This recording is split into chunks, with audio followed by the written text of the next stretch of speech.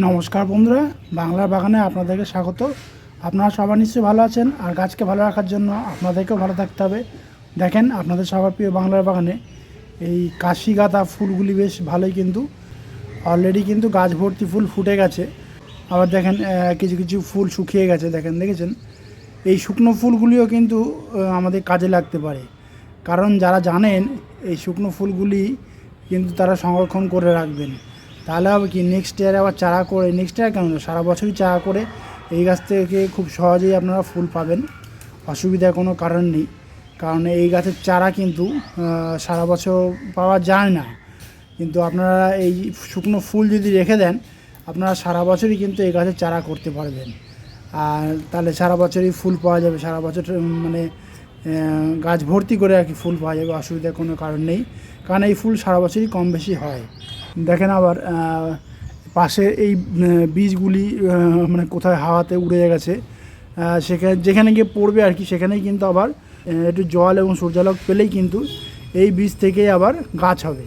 মানে এই গাছে একবার বাড়িতে বসালে এই গাছের বীজ থেকেই কিন্তু চারা হয়, মানে এই গাছের চারা আর কিনতে হয় না তখন। রক্তগাঁদা বলে বা কাশি গাঁদাও বলে অনেকে। তো টাইটেল আর থাম্বনেল দেখি আপনারা নিশ্চয়ই বুঝতে পেরেছেন যে আমি আজ আপনাদের সঙ্গে কী গাছ পরিচর্যা নিয়ে আলোচনা করতে চলেছি। হ্যাঁ, ঠিকই ধরেছেন। এই যে কদিন যে নিম্নচাপ গেল, যেভাবে এই নিম্নচাপের হাত থেকে আপনারা আপনাদের গোলাপ গাছগুলিকে কিভাবে রক্ষা করবেন খুব সহজেই, যাতে আপনাদের গোলাপ গাছগুলি খুব ভালো থাকে এবং পরের স্টেপে আবার ভালো ফুল ধরাতে পারেন, আমি আপনাদের সঙ্গে সেই বিষয় নিয়ে আলোচনা করব। তো তাহলে চলুন সে আলোচনা বিষয়ের দিকে তাহলে এবার যাওয়া যাক।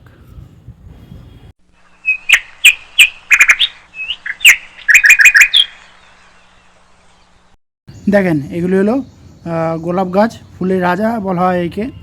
তো এই যে 4-5 দিন মতো যেভাবে কি বলবো, মানে নিম্নচাপ গেল, এই নিম্নচাপের হাত থেকে কিন্তু এই গাছগুলিকে এবার আমাদেরকে রক্ষা করার দায়িত্ব নিতে হবে। কেননা এই নিম্নচাপের ফলে একটানা বৃষ্টি হয়ে যাচ্ছে, কখন আবার রোদ্দুর মানে হঠাৎ করে উঠছে, কিন্তু ঠিক সেভাবে উঠছে না। আবার রাতের দিকে বৃষ্টি বা সন্ধ্যার পর থেকে বৃষ্টি একটানা হয়ে যাচ্ছে। তো আবহাওয়া দপ্তর জানিয়ে দিয়েছিল যে নিম্নচাপ কিছুদিন ধরে চলবে আমাদের এই বাংলাতে, তারপরে আবার বন্ধ হয়ে যাবে, নর্মাল ওয়েদার যেরকম হয় সেরকম হয়ে যাবে। তো তাই হয়েছে, নর্মাল ওয়েদার হয়ে গেছে।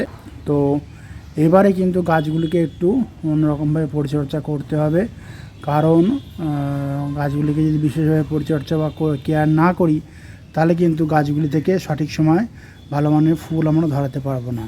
তো সেই বিশেষ কেয়ারগুলি কী কী করতে হবে আমি আপনাদেরকে স্টেপ বাই স্টেপ বলে যাচ্ছি, আপনারা মনোযোগ সহকারে শুনবেন এবং সেই স্টেপগুলিকে আপনারা ফলো করে যাবেন। তাহলে দেখবেন আপনাদের গোলাপ গাছগুলিকে আপনারা খুব সহজেই রক্ষা করতে পারবেন এবং সময় মতো ভালো ফুল ধরাতে পারবেন।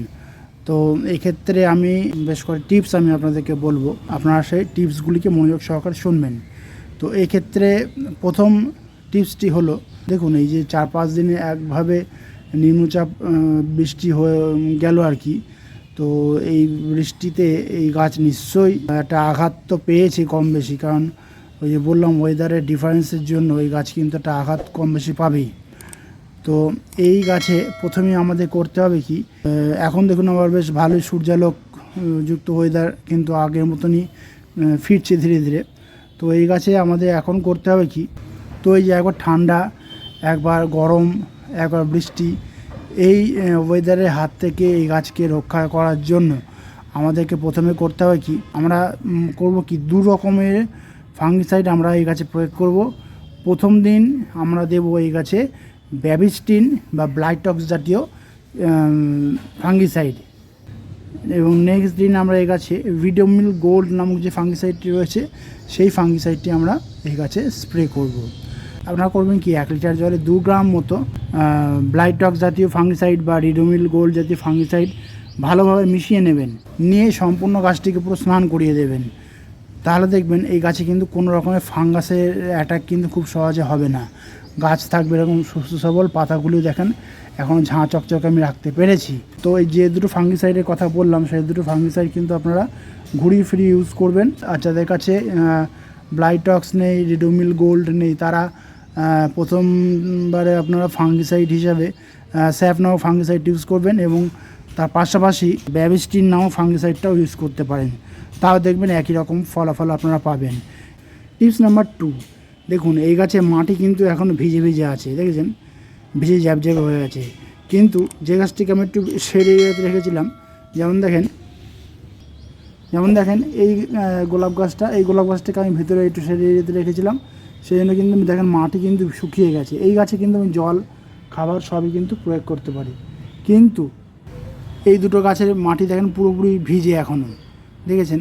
যে সমস্ত গোলাপ গাছের মাটি এখনও ভিজে রয়েছে, বা যারা মাটিতে গাছ বসিয়েছেন ডাইরেক্ট, কিন্তু গাছে মাটিতে বিশেষ কোনো খাবার দেবেন না, যেমন খোল ভেজানো জল ইত্যাদি যে জৈব খাবার আমরা দিই, সে সমস্ত খাবার কিন্তু এখন প্রয়োগ করবেন না, তাহলে কিন্তু হিতের বিপরীত হয়ে যাবে।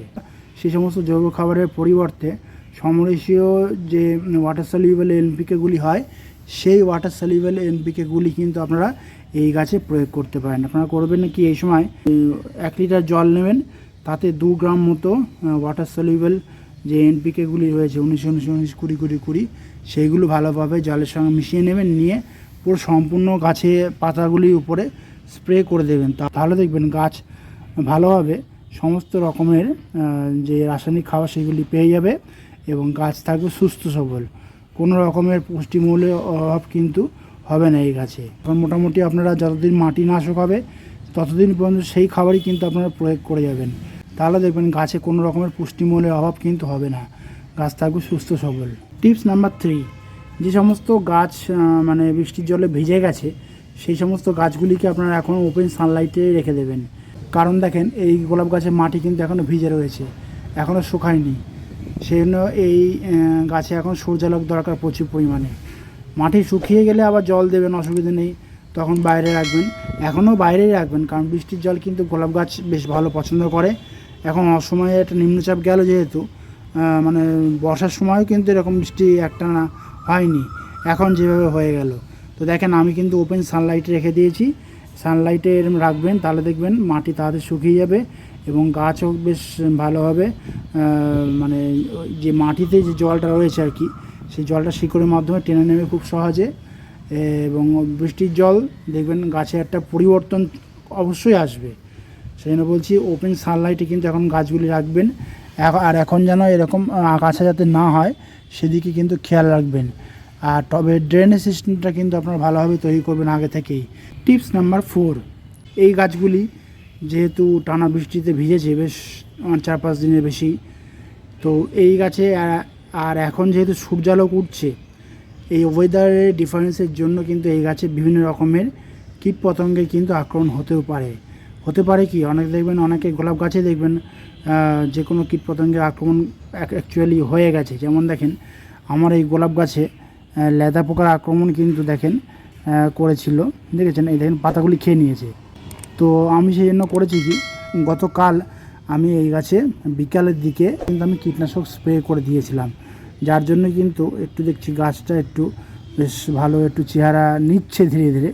দেখেন লেদা পোকাতে পাতাগুলি খেয়ে নিয়েছে। সেই জন্য বলছি আপনারাও কিন্তু অ্যাডভান্স এই গাছে কীটনাশক কিন্তু প্রয়োগ করবেন। আপনারা করবেন কি, আপনারা লেদা পোকা মিলিবাগ হাত থেকে রক্ষার জন্য এই গাছে আপনারা হামলা নামক কীটনাশকটা স্প্রে করবেন। 1 লিটার জলে 2 ml ভালোভাবে মিশিয়ে নিয়ে সম্পূর্ণ গাছটিকে পুরো স্নান করিয়ে দেবেন। আর এই গাছে মাকড়ের যেহেতু আক্রমণটা একটু বেশি হয়, সেহেতু এই গাছে আমাদেরকে কীটনাশকের প্রয়োগ করতে হবে।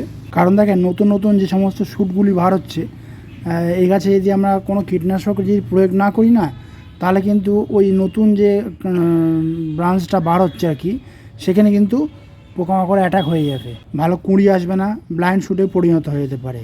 তো সেই জন্য আমাদের করতে হবে কি, মিনিমাম 15 দিন বাদে 2 রকম কীটনাশক ঘুরিয়ে ফিরিয়ে ইউজ করব। মানে আজকে যদি আমরা কাকা ইউজ করি, নেক্সট 15 দিন পরে আবার আমরা হামলাটা প্রয়োগ করব। এইভাবে সাইকেল ওয়াইজ ঘুরিয়ে ফিরিয়ে কিন্তু আমাদেরকে কীটনাশকগুলি প্রয়োগ করতে হবে, তাহলে কিন্তু গাছ খুব ভালো থাকবে এবং সুস্থ থাকবে। তো আমি আপনাদেরকে একটানা নিম্নচাপের বৃষ্টির পর কীভাবে আপনাদের বাড়িতে যে সমস্ত গোলাপ গাছ রয়েছে সেই সমস্ত গোলাপ গাছগুলিকে পরিচর্যা করবেন না করবেন আমি দেখিয়ে দিয়েছি। আপনারা ঠিক সেভাবেই পরিচর্যা করতে থাকুন, দেখবেন আপনাদের গাছগুলিও বেশ ভালো হয়ে উঠছে এবং ভালো মানের ফুল কিন্তু আপনারা ধরাতে পারছেন আপনাদের গোলাপ গাছগুলি থেকে। তো বন্ধুরা আজ এই পর্যন্তই। আর যদি কোনো কমেন্ট থাকে তাহলে কিন্তু বাংলা বাগানকে জানাতে ভুলবেন না, কারণ বাংলা বাগান সবসময় আপনাদের পাশে ছিল, আছে এবং থাকবে। আর আমার এই ভিডিওটি যদি আপনাদের ভালো লাগে তবে লাইক করবেন, গাছপ্রেমী বন্ধুদের মধ্যে শেয়ার করবেন এবং আমার চ্যানেলটিকে সাবস্ক্রাইব করে বেল আইকনটিকে প্রেস করে অল নোটিফিকেশনটিকে প্রেস করে রাখবেন, যাতে নিত্য নতুন ভিডিওগুলি আপনাদের কাছে খুব সহজেই পৌঁছে যেতে পারে।